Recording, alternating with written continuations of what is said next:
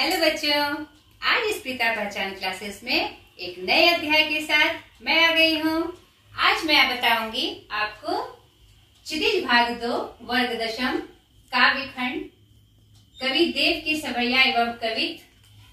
पहले वीडियो में हमने कवि परिचय और पद परिचय यानी कि उसकी व्याख्या बताई थी।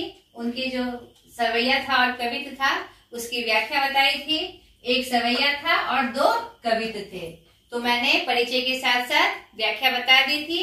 आज हम जानेंगे उस प्रश्न अभ्यास के बारे में। ठीक है बच्चों, मैंने जो व्याख्या बताई तो उससे आपको प्रश्न अभ्यास बनाने में बहुत आसानी हुई होगी। फिर भी मुझे लगा कि थोड़ा सा हिंट मैं आपको दे दूं उस मामले में कि कैसे उस आंसर को करना है। प्रश्न जैसे पूछा जाए वैसे आंसर कैसे करना है, इसके लिए हिंट देने के लिए मैं आज ये वीडियो लेके आई हूँ। ठीक है बच्चों, तो स्टार्ट करते हैं हम समय को गवाते हुए ना गवाते हुए। ठीक है,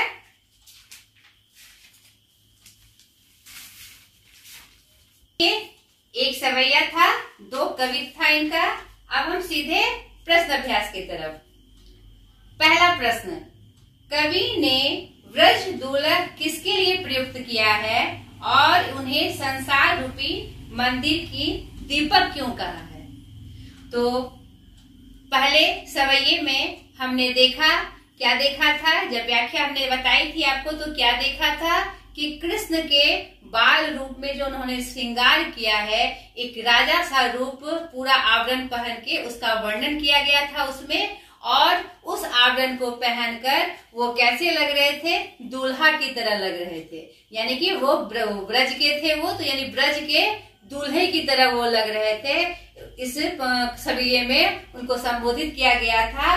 तो यहाँ पर पहला प्रश्न का जो भाग है कि ब्रज दुल्हा किसके लिए प्रयुक्त हुआ था, तो आपको लिखना है कि ब्रज दुल्हा यहाँ श्री कृष्ण के लिए प्रयुक्त हुआ था, क्योंकि उन्होंने जो परिधान पहने, जो गहने पहने और जो आवरण अपने शरीर में जो उन्होंने लगाया, तो उनका जो स्वरूप था लग रहा था बिल्कुल दूल्हे की तरह। ठीक है, ऐसा करके लिखना है। द्वितीय भाग है कि उन्हें संसार रूपी मंदिर का दीपक क्यों कहा गया? नहीं, संसार रूपी मंदिर का दीपक उन्हें इसलिए श्री कृष्ण को इसलिए कहा गया कि दीपक का मतलब है ज्योति, प्रकाश। यहाँ पर प्रकाश का मतलब है ज्ञान का प्रकाश। श्री कृष्ण ने भगवत गीता के माध्यम से पूरे विश्व को क्या दिया? ज्ञान का प्रकाश दिया।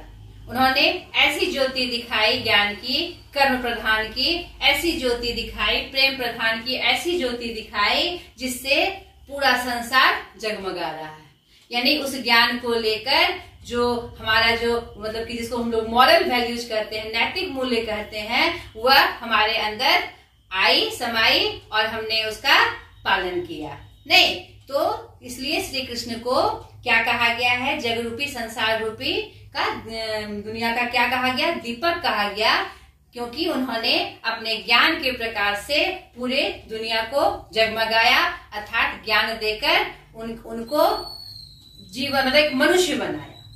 एक जो मानव का स्वरूप होता है उसका उन्होंने वर्णन किया, उनको असली स्वरूप दिखाया। ठीक है बच्चों, क्लियर हो गया होगा? अब दूसरा प्रश्न, पहले सवैये में से उन पंक्तियों को छांट कर लिखिए जिनमें अनुप्रास और रूपक अलंकार का प्रयोग हुआ। ठीक है, तो यहाँ पर छांटने से पहले अनुप्रास अलंकार क्या है, रूपक अलंकार क्या है, आपको उसकी जानकारी होनी चाहिए। तो मैंने पहले की वीडियो में मैंने ये डाला हुआ है कि अलंकार का एक स्पेशल वीडियो मैंने डाला हुआ है, तो आप जाकर उसको जरूर देख लीजिएगा, आपको पूरी जानकारी हो जाएगी। लेकिन प्रश्न अभ्यास के क्रम में अगर ये आया है तो फिर मैं इसके बारे में थोड़ा सा आपको हिंट दे दूं। ठीक है, अनुप्रास रूपक अलंकार क्या है, तभी तो आप छांट के पंक्तियों से लिख सकते हैं। 2 आया है, 2 अलंकार का नाम आया है, एक अनुप्रास रूपक अलंकार। ठीक है, अलंकार और रूपक अलंकार। अब मैं बता दूं, एक साधारण परिचय दे दूं हिंट के रूप में। अलंकार क्या होता है? जिस प्रकार औरतें, अलंकार मीन्स होता है गहना, सजावट, ठीक है, आकर्षण। ठीक है, तो अलंकार अलंकृत, सजा हुआ, सजावट नहीं।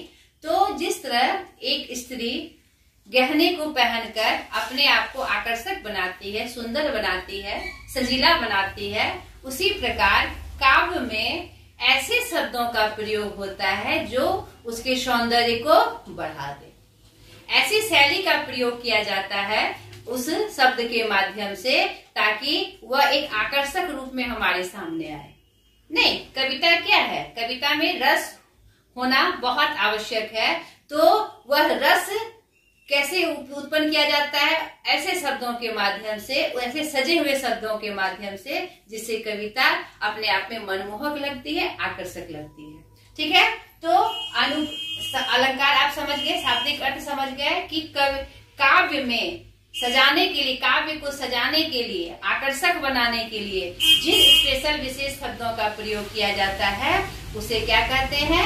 अलंकार कहते हैं। ठीक है, तो अलंकार के दो भेद हैं। साधारण अर्थ में आप जानिए पहले।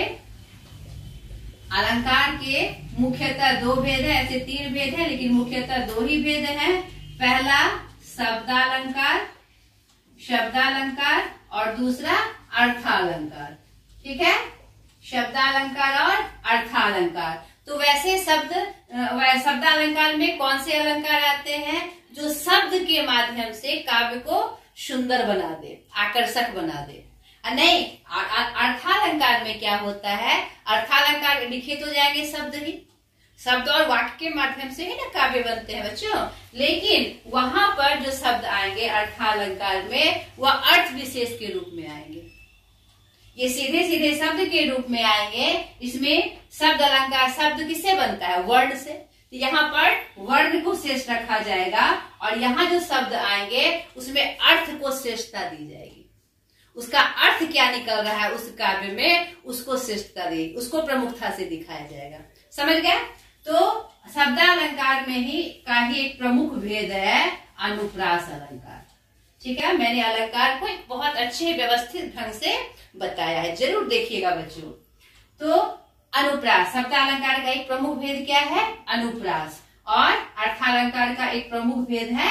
ठीक है, तो अनुप्रास अलंकार वह अलंकार है जिसमें वर्णों की आवृत्ति वार बार हो। वर्ण अ से लेकर औ तक, क से लेकर ज्ञ तक। तो उसमें कविता में जो कविता की पंक्ति लिखी जाएगी उसमें किसी एक वर्ण की आवृत्ति बार बार होगी, 2 बार, 3 बार, 4 बार, उससे भी ज्यादा हो सकती है। ठीक है, तो आवृत्ति अगर हो तो वह मेरा अनुप्रास अलंकार है।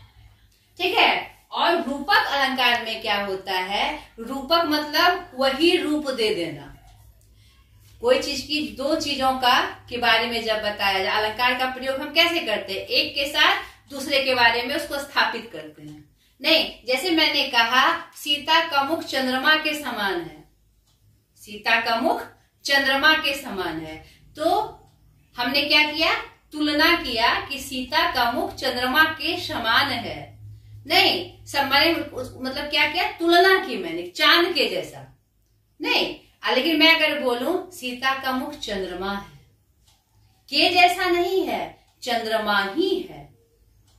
अंतर को समझे? इसको, ये अंतर आपको समझ में आया कि सीता का मुख चंद्रमा। तो आप समझे बेटा मैंने क्या समझाया कि रूपक अलंकार में क्या है, क्या अर्थ बताया जा रहा है? यानी कि जो हमारा चीज है उसको वैसा ही बताया जा रहा है। ठीक है, उपमेय और उपमान मैंने समझाया है आपको वीडियो में, अलंकार वाले वीडियो में। उपमेय जिसकी तुलना की जाए और उपमान जिससे तुलना की जाए।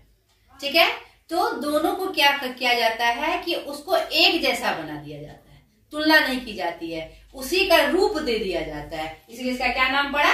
रूपक अलंकार। ठीक है, तो आपको पंक्तियों में ढूंढना है। आप सवैये में देखिए, यहाँ पर जो पंक्ति आई है आपकी, पायनी नुपुर मंजू बजे कटी किंकिनी के धुनी को मधुराई। तो कटी किंकनी में क वर्ण की आवृत्ति हुई है। अब सवैया जब पढ़िएगा तो देखिएगा कटी किंकनी के धुनी की मधुराई, यानी यहाँ पर क वर्ण की आवृत्ति हुई है, यानी यहाँ पर कौन सा अलंकार है? अनुप्रास अलंकार है। ठीक है, और भी एक उदाहरण है, देखिए यहाँ पर, ये फूल से बनमाल सुहाई, ह और ह। हिये हुल से, हिये में हुलास है, यहाँ पर ह वर्ण की आवृत्ति हुई है, 2 बार आया है, तो वह मेरा क्या है, अनुप्रास अलंकार है। तो जिस पंक्ति में एक वर्ण की आवृत्ति 2 बार 3 बार हुई हो, तो वह पंक्ति उठाकर आपको दिखा देना है कि वह अनुप्रास अलंकार है। समझ में आया बच्चों? अब रूपक अलंकार, रूपक अलंकार का भी इसमें उदाहरण है। देखिए, माथे किरीट बढ़े दृग चंचल, मंद हसी मुखचंद जुनाई। मुख जो है किसके जैसा है, चांद है। मुख क्या बन गया है, चांद बन गया है। यहाँ पर क्या है, हमारा रूपक अलंकार है। और जग मंदिर दीपक, जग मंदिर दीपक यानी मंदिर दीपक के जैसा नहीं, मंदिर के जैसा है नहीं, जग मंदिर ही वो बन गया है। उनको वही रूप दे दिया गया है कृष्ण को, के जैसा नहीं, तुलना नहीं की गई है, उनको जग दीपक बता दिया गया है।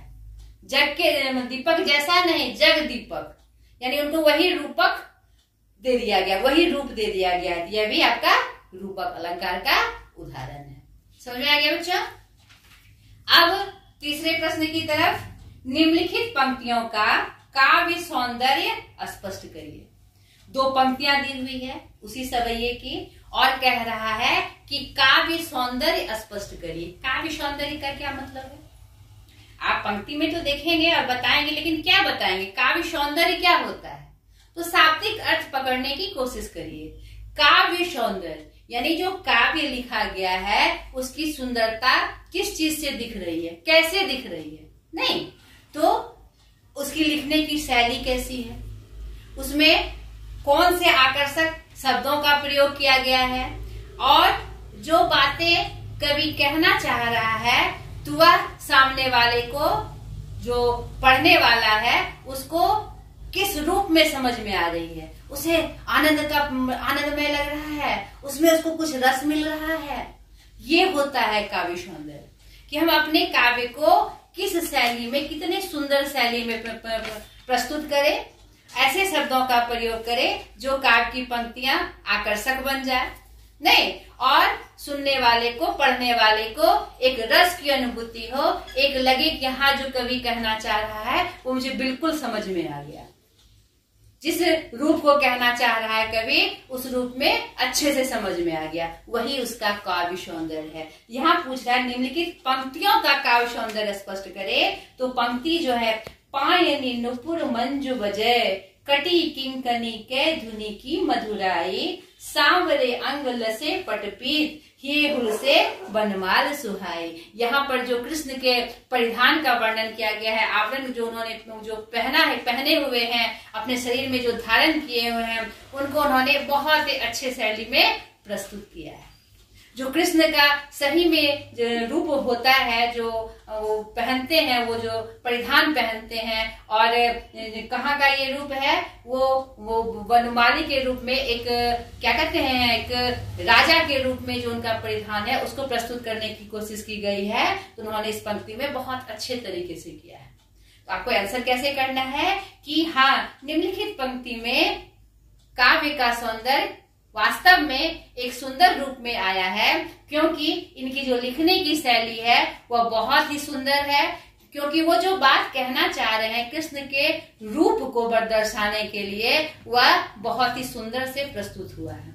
और उन्होंने शब्दों का जो चयन किया है, अनुप्रास अलंकार लगाते हुए और रूपक अलंकार लगाते हुए, और जो शब्दों का प्रयोग उन्होंने इस कविता की पंक्ति में किया है, वो अपने आप में आकर्षक है। पढ़ने वाले को उसमें आनंद की अनुभूति निश्चित रूप से हो रही है। ठीक है, ऐसे करके आपको आंसर करना है। पाए नी नुपुर मंजू बाजे, पाए में नुपुर जो बज रहा है, मधुर मधुर उसकी आवाज हो रही है, और कमर में किंकनी बंधी हुई है, यानी कि कटघनी जिसको बोलते हैं, जिसे रुनझुन की आवाज आती है, बच्चों को पहनाया जाता है। उसकी जो धुनी है बहुत ही मधुर है, उसकी जो धुन है बहुत ही मधुर है, और उनके सांवरे अंग पे जो उनका श्यामल अंग है, जो सबको मोहित करने वाला है, उनमें उन्होंने पीताम्बर वस्त्र यानी कि पीला वस्त्र धारण किया हुआ है, और उन्होंने जो वनमाल, वनों में खिलने वाले जो फूलों की माला पहनी है, वह धिया को हुलसित कर रहा है, प्रश्न कर रहा है। ये बात जो कहने की उनकी शैली है, ये अपने आप में अद्भुत है, उसका सौंदर्य स्पष्ट रूप से हमें दिख रहा है। ठीक है बच्चों, ऐसे आंसर करिएगा। चौथा, दूसरे कवित्व के आधार पर स्पष्ट करें कि ऋतुराज बसंत के बाल रूप का वर्णन परंपरागत वसंत वर्णन से किस प्रकार भिन्न है। तो ये तो हमने देखा ही कवित्व में। पहला जो कवित्व था उनका डाल द्रुमपलना, यानी कि उनका किसका वर्णन था? बसंत का तो वर्णन है, लेकिन बसंत के कौन से रूप का? बाल रूप का। तो आपको कैसे आंसर करना है कि निश्चित रूप से ये जो देव जी का कवित्व है उसमें जो बसंत का जो वर्णन है वह परंपरागत बसंत वर्णन से बिल्कुल अलग है, क्योंकि उन्होंने यहाँ पर जो बसंत का वर्णन किया है बाल रूप में किया है, और उसमें भी कामदेव का रूप जो कि सुंदरतम रूप होता है उसका वर्णन किया है। यह परंपरागत से बिल्कुल भिन्न है। यहाँ पर जो बसंत का आगमन हुआ है एक शिशु के रूप में हुआ है, जिसे डालियां झूला झूला रही है, पशु पक्षी उनके मन बहलाने के लिए प्रस्तुत है, फूल उनसे दुलार कर रहा है, और बहुत सारी ऐसी पंक्तियां आ रही है जिसमें जैसे कि एक बच्चे को हम दुलारते हैं, कोयल है उसे उनका मन बहला रहे हैं, और क्या कहते हैं मोर और तोते जो हैं उनको बार बार पूछ रहे हैं कि उनसे हाल चाल पूछते हुए नजर आ रहे हैं। यानी कि एक बच्चे को जैसे दुलार किया जाता है, प्यार किया जाता है, तो प्रकृति में जितनी भी चीजें हैं उसको दुलारने और फुलसाने का काम कर रही है। तो यहाँ पर परंपरागत जो बसंत का वर्णन होता है, बसंत का वर्णन में क्या दिखाते हैं? नॉर्मली हम क्या दिखाते हैं? सुंदर सुंदर फूल खिले हैं, नए पत्ते आ गए, बागों में फूल हैं, पूरा जो माहौल है वो सुंदरतम लग रहा है, आकर्षक, ऐसा दिखाते हैं। लेकिन यहाँ पर कवि देव जी ने क्या दिखाया है? बाल रूप में बसंत का वर्णन किया है कि बाल रूप में उनका आगमन हुआ है, और प्रकृति में जितनी चीजें हैं उनको जैसे शिशु को हम बहलाते हैं उसी रूप में उनको बहला रहे हैं, पुचकार रहे हैं, दुलार रहे हैं। ठीक है बच्चों, ऐसे करके आपको आंसर करना है। पांचवा प्रश्न है, प्रात ही जगावत गुलाब चटकारी दे, इस पंक्ति का भाव स्पष्ट करिए। तो आपको मैंने कहा है जब भाव स्पष्ट करना हो, आशय स्पष्ट करना हो, अर्थ स्पष्ट करना हो, तो पहले हम कविता का परिचय देते हैं, कवि का परिचय देते हैं। तो आपको सीधे रूप में दे देना है कि यह पंक्ति कवि देव के पहले कवित्व से ली गई है, जिसमें अंतिम पंक्ति में यह बताया जा रहा है कि यहाँ पर देखिए, प्रात ही जगावत गुलाब चटकारी दे, यानी कि जो बसंत का आगमन हुआ है शिशु रूप में, उसे गुलाब जो है चुटकी बजा बजा के उस बसंत का स्वागत करते हुए नजर आ रही है। यानी यहाँ पर क्या भाव है? अब आपको पंक्ति का, आपने पंक्ति का अर्थ बताया, अब आपको भाव बताना है। यहाँ पर भाव यह है कि बसंत का आगमन जो बाल रूप में हुआ है, तो प्रकृति में जो फूल हैं, पशु हैं, पक्षी हैं, जितने भी प्रकृति प्रदत्त चीजें हैं, वह उस बसंत को बहलाने की कोशिश कर रहे हैं। ठीक है बच्चा? अब पांचवा प्रश्न आपको समझ में आ गया होगा। आपको भाव बता देना है कि गुलाब कैसे उन्हें चुटकी बजा बजा कर, जो शिशु रूप पे है हमारे, क्या कहते हैं, बसंत का जो आगमन हुआ है, कैसे चुटकी दे देकर उनका स्वागत कर रहे हैं, उनको दुलरा रहे हैं। ठीक है। अब छठे प्रश्न में चांदनी रात की सुंदरता को रूपों में देखा है। ठीक है। तो हम जो द्वितीय कवित्व था कवि का फटिक शिलान्यासों, उसमें जिसमें इसमें उन्होंने क्या वर्णन किया है? स्फटिक पत्थर की जो एक बहुत बड़ा नग होता है, तो मतलब कि बहुत महंगा और स्पेशल नग होता है, उसकी चर्चा की है। तो यहाँ पर प्रश्न है कि चांदनी रात की सुंदरता, कैसी सुंदरता उनकी हो रही है? चांदनी रात की सुंदरता उन्होंने कैसे दर्शाई? तो कैसे दर्शाई है कि जो चांदनी रात है वो ऐसा प्रस्तुतिकरण उसका हो रहा है जैसे कि जो स्फटिक जो पत्थर है, जो कि एक पारदर्शी पत्थर होता है, उसकी किरणें उससे छटक छटक कर पूरे वातावरण को क्या बना रही है? दूधमयी बना रही है, उजला रूप प्रस्तुत कर रही है। ठीक है। और उन्हें कैसा बताया जा रहा है? सुधा मंदिर जैसा। कैसा प्रतीत हो रहा है? चांदनी रात में लगता है कि सुधा मंदिर बना, अमृत का मंदिर बना हुआ है। और क्या आगे उन्होंने दिखाया है कि जैसे उजले दही उमंग के रूप में, सागर के रूप में हमारे सामने प्रस्तुत है। यानी कि चारों तरफ जो छटा है चांदनी की, वह ऐसा प्रस्तुत हो रही है जैसे कि कोई मतलब कि सफेद चमकती चीजों का के आवरण से पूरा संसार ढक गया है। आगे उन्होंने क्या दिखाया, यह जो रूप है वह सिर्फ बाहर ही नहीं दिख रहा है, अंदर भी दिख रहा है। नहीं, अंदर भी उसकी जो खूबसूरती है अंदर में भी महसूस की जा रही है। और उन्होंने बताया है कि उसी क्रम में चांदनी रात में जो तारों का झुंड है वह सजी हुई युक्तियों के समान दिख रही है, चमकती हुई एकदम आभामय युक्तियों के समान दिख रही है। यानी कि इस तरह रूप में उन्होंने वर्णन किया है। और हमने क्या देखा कि मोतिन की ज्योति जैसे मोती की ज्योति फैलती है, जैसे चमकती हुई आभा के रूप में, वैसा चांदनी रात का रूप दिखाई पड़ रहा है। और चारों तरफ लग रहा है धरती पर एक आभा सी प्रस्फुटित हो रही है, एकदम चारों तरफ उजला प्रकाश फैला हुआ है। तो इस रूप में उन्होंने चांदनी रात की सुंदरता का वर्णन इन रूपों में किया है। ठीक है बच्चों, ऐसे आप निम्न करके ऐसे करके पंक्ति देकर एक एक करके आप पॉइंट दे के इसका आंसर आपको करना है। ठीक है, सटीक आंसर करना है, जो प्रश्न पूछ रहा है उसी का उत्तर करना है। अब 7वां प्रश्न देखिए, प्यारी राधिका को प्रतिबिंब सो लगत चंद। आपने द्वितीय कविता में देखा कि पहले तो चांदनी रात का वर्णन है और चांदनी की सुंदरता को दिखाते हुए अंतिम में लास्ट में कवि क्या कह रहे हैं कि चांदनी ऐसी प्रतीत हो रही है जैसे राधा का मुख। नहीं, राधा का मुख चांद की तरह हो गया है। प्यारी राधिका को प्रतिबिंब सो लगत चंद, यानी चांद कैसा दिख रहा है, राधा के मुख जैसा। ठीक है, मुख दिख रहा है, राधा का मुख ही चांद बन गया है। तो यहाँ पर 7वें प्रश्न में पूछा जा रहा है कि प्यारी राधिका को प्रतिबिंब सो लगत चंद, इस पंक्ति का भाव स्पष्ट करते हुए बताएं कि इनमें कौन सा अलंकार है, इसमें क्या भाव है, इस पंक्ति में क्या भाव है।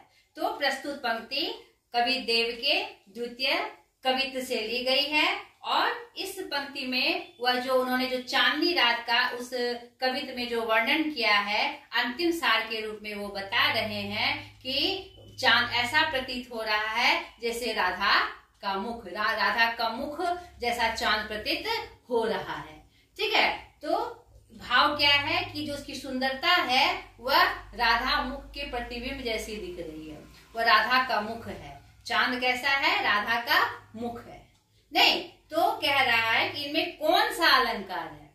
भाव पहले हमने बता दिया कि इस कवित्व में चांदनी रात का वर्णन है, अंतिम में उसे राधा के मुख के रूप में वर्णित किया गया है। तो यहाँ पर कौन सा अलंकार है, रूपक अलंकार है। मैंने तुरंत सेकंड नंबर क्वेश्चन में इसकी चर्चा की थी कि रूपक अलंकार क्या होता है कि उपमेय को उपमान जैसा नहीं वही बता दिया जाता है।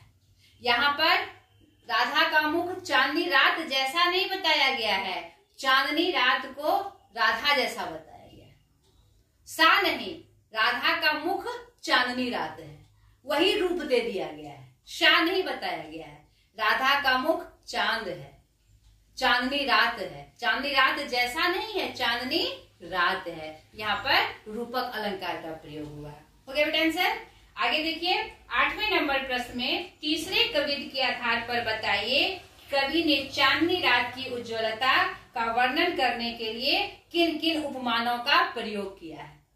तो चांदनी रात को बताने के लिए उन्होंने जिन जिन चीजों का प्रयोग किया है, जिन जिन वस्तुओं का प्रयोग किया है उसके बारे में आपको बताना है। तो आपको लिखना है तीसरे कवित्व के आधार पर जिसमें उन्होंने चांदनी रात का वर्णन किया है उसमें उन्होंने निम्न उपमानों का वर्णन किया है। तो कौन कौन से उपमान थे, स्फटिक की चट्टान, सुधा मंदिर, उजली दही का के जैसा, और क्या दिखाया है उन्होंने, दूध का फेन जैसा, और क्या, तारा की तरुणी यानी युक्ति, सजी हुई युक्ति के रूप में, मोतिन की माला के रूप में, मल्लिका के रूप में और मकरंद के रूप में।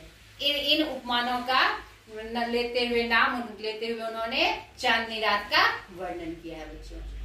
ठीक है, तो यही प्रश्न है, तो जो प्रश्न उसी का उत्तर। निम्नलिखित तीसरा कवित्व में उन्होंने चांदनी रात के वर्णन करने में निम्न उपमानों का प्रयोग किया है। उन उपमानों का नाम छांट कर आपको लिख देना है और अंत में लिख देना है इन उपमानों के प्रयोग से कवि देव ने एक आकर्षक और सुंदरतम कवित्व का निर्माण किया है। ठीक है, 8वें ये हो गया। 9वें प्रश्न में क्या कह रहा है, पठित कविताओं के आधार पर कवि देव की काव्यगत विशेषताएं बताए। तो जो काव्य का सौंदर्य होता है, जो काव्य की क्या विशेषताएं हैं, यानी काव्य जो लिख रहे हैं उसमें क्या क्या स्पेशल चीज दिख रहा है, क्या विशेषता दिख रही है। जैसे कि काव्य सौंदर्य में मैंने वर्णन किया, उसी को आप पॉइंट 1, 2, 3, 4 पॉइंट में करके लिखना है कि पठित पाठ के आधार पर कवि देव के कविताओं काव्यगत विशेषताएं निम्नलिखित है। पहला उन्होंने जो सवैये और कवित्व में जो उनको कहना था, उनके कहने की शैली अपने आप में अद्भुत है।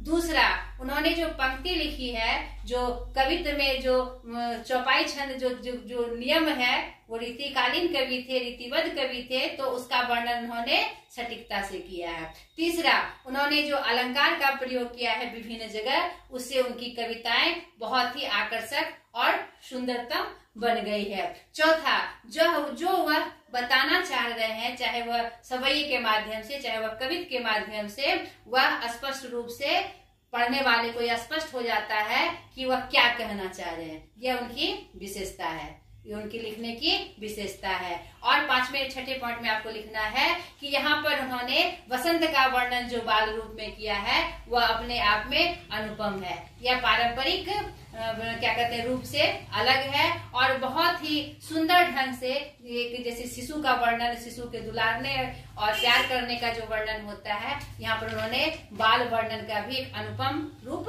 प्रस्तुत किया है।